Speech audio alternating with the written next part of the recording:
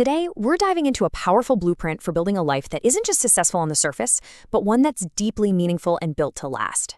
We've taken ideas from some of the sharpest minds out there and synthesized them into a framework for what you might call durable success.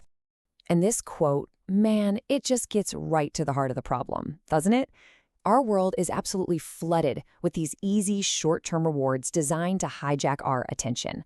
They feel good for a second, but they're constantly pulling us away from what truly matters. It's this nonstop battle for our own focus. So, that brings us to the foundation of this whole issue, what we're calling the modern trap. See, our environment is just expertly designed with all these subtle traps that offer a shadow, kind of like a cheap imitation of real fulfillment, and they keep us hooked in this cycle of instant gratification. And just think about how specific these traps are. Video games, they perfectly simulate a career with points and achievements, but the rewards aren't real. Social media likes give you that little hit of validation, but they don't build a real reputation. Every single one of these substitutes something real and substantial with something quick and fleeting. And of course, they are all designed to keep you coming back for more. So how in the world do you escape all this? Well, the antidote is actually a single, really powerful principle that just cuts through all the noise.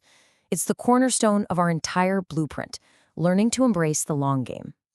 And here it is. This is the fundamental choice. From your career to your health to your relationships, pretty much every significant outcome in your life comes down to prioritizing those durable, long-term gains over the tempting, short-term fixes. The idea itself is simple, but actually living it, well, that's the real challenge. This really just illustrates that trade-off perfectly. Choosing the difficult thing now, the workout instead of the couch, the deep work instead of the distraction, that's what actually creates an easier, more successful future. If you consistently make the easy choice today, you're almost guaranteed to have a harder life down the road. And you gotta remember, this principle isn't just about money. Not at all. Those small, consistent investments you make in your health, in your relationships, in your knowledge, they all compound over time. They give you these massive returns that you just can't get from short-term sprints. Okay, so if the big idea is to play the long game, the next question is, obviously, how? How do you actually do that? And the answer is to stop relying on just brute force willpower and start using intelligent design. We do this by building systems. So what's a system? It's really just a pre-decided set of actions that gets you to a result you want. Think of it like the architecture you build to make the right choice, the long-term choice, the default setting. It takes willpower out of the equation right when you need it most. And you can apply this idea to literally every important area of your life. I mean, just imagine having a reliable system for setting your goals, for managing your time, for your health, for nurturing your relationships, and for handling your finances. These systems are the things that turn your good intentions into consistent real-world action. But as you start building all this, you're going to run into the biggest obstacle on the worksite. It's a danger that's way more sneaky than just procrastinating. Let's talk about how to escape what's known as fake work. This is so dangerous because it feels productive. You're busy, you might even feel exhausted at the end of the day, but you haven't actually moved the needle on what truly matters. It's the illusion of progress, without any of the substance. And here's what that looks like in practice. Fake work is organizing, planning, consuming content about the work. Real work, that's actually building the product, selling the product, and talking to customers. One feels safe and comfortable, the other is hard, it's messy, and it's the only one that creates real value. So how do you force yourself to focus on the real work? You can use a simple tool called the stack rank strategy. By strictly ranking everything on your plate and then committing only to the top few, you force yourself to say no to all that low-impact, fake work that's just cluttering up your day. Another really powerful tool is understanding the huge difference between a maker schedule and a manager schedule. Deep work, like coding or writing, it's just impossible in these little 30-minute chunks you squeeze between meetings. The crucial mistake most people make is trying to mix them. You have to protect your focus.